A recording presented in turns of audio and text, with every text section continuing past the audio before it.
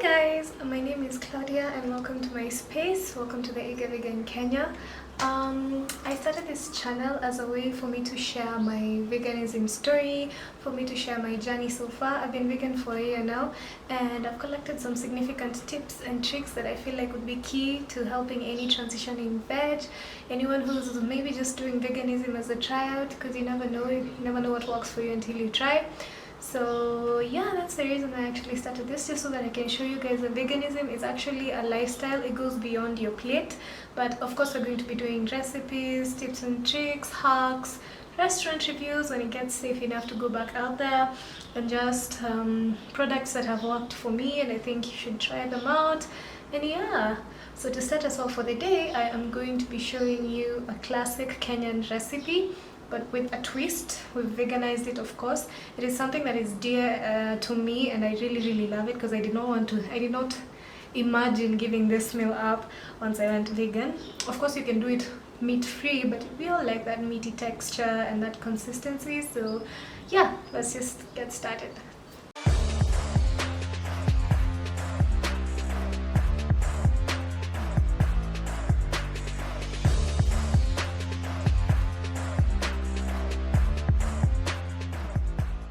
To start us off, we're going to heat up some oil in a pan, about 2 tablespoons of whatever oil you have.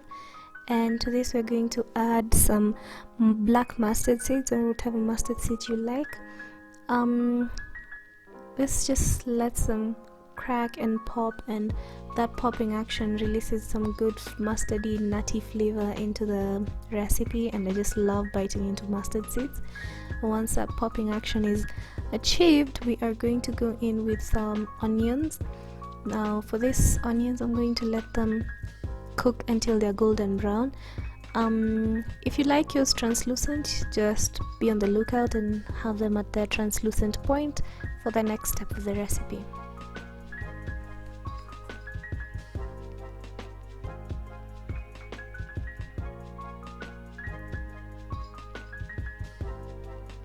Once I achieved the color that I wanted, I am going in with my mushrooms, which happen to be the star of the show.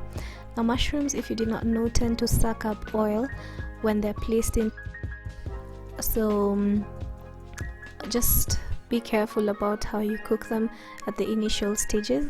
Mix everything up and get everything evenly tossed around in the oil. And if you notice that your pan is getting a little bit dry, feel free to deglaze it with some veggie stock or some water or coconut milk or whatever really liquid base you prefer. I'm going in with some salt just so that it can break down the mushrooms much faster for me, and also it's a seasoning, and if you are one who cooks, then you know that you should be seasoning your food at every single stage. So give the mushrooms a bit of a toss, and you can see that they've already started to release their fluid, but I'm covering mine up. And yeah, we have our oil back in our pan, and this was just after about 2 minutes. I'm going in with a homemade puree. It's of roasted peppers and tomatoes with about 5 tablespoons, but if you don't have this, just go in with your peeled tomatoes, about 2 peeled tomatoes or a tablespoon of tomato paste. It'll also give you the same color, but I really like this homemade puree, and if you guys would like to see how I make it, do let me know down in the comment section below, and I'll be sure to post up a video about it soon. Toss everything and make sure everything is coated well and evenly in the puree. This puree also has some garlic in it, so you know the flavors be popping by now. You can easily have these shrooms as they are right now, but that's not why we're here. So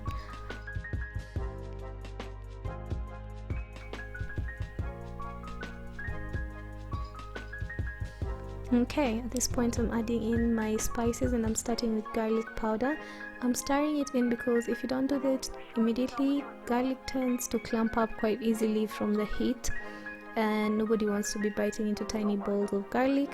I'm going in with some mixed spices, some coriander and some cumin, just because these are the spices I have at hand, and I really do love how they make how they build the flavors and how they pop. Yeah.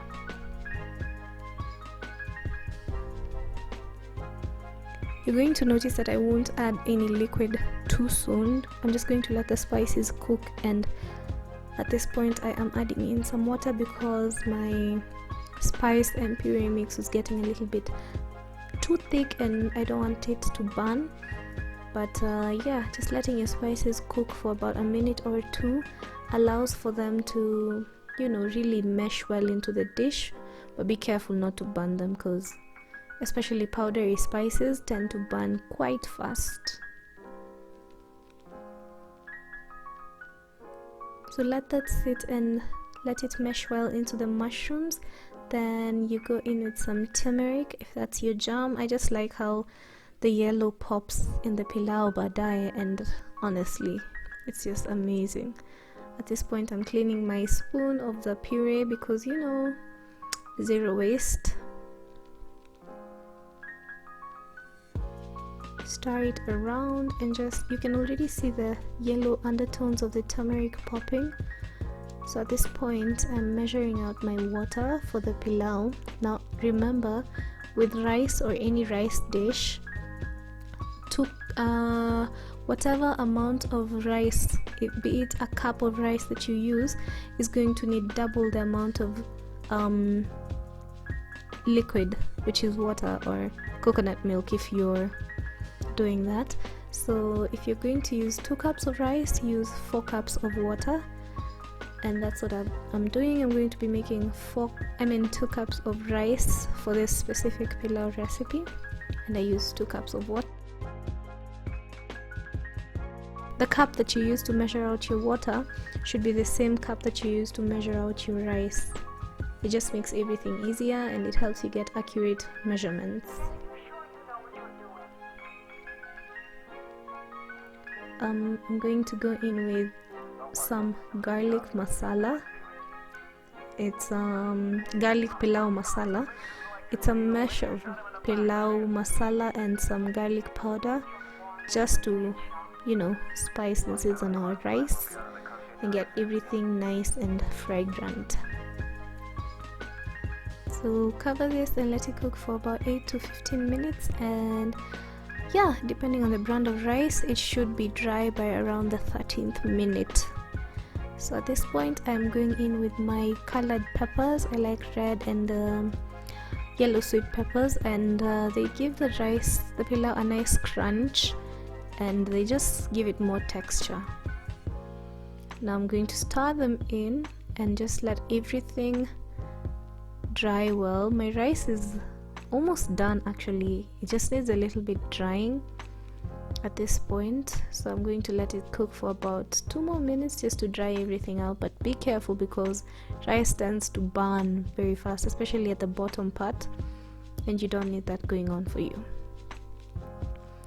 So at this point I'm fluffing out my rice with a fork, and you can see it's nice and singular grain. There's nothing lumpy or clumpy about it, and it tastes so good. I'm going in with some onions just because I like the crunch and the taste. It just gives it a nice slowy vibe. All that's left is to plate this and eat this bad boy.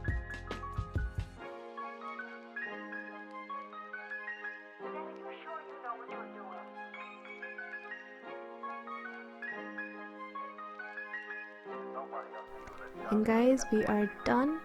This looks so good. I hope you try it out, and when you do, please tag me. I go by the Eager Vegan Kenya on all social media platforms.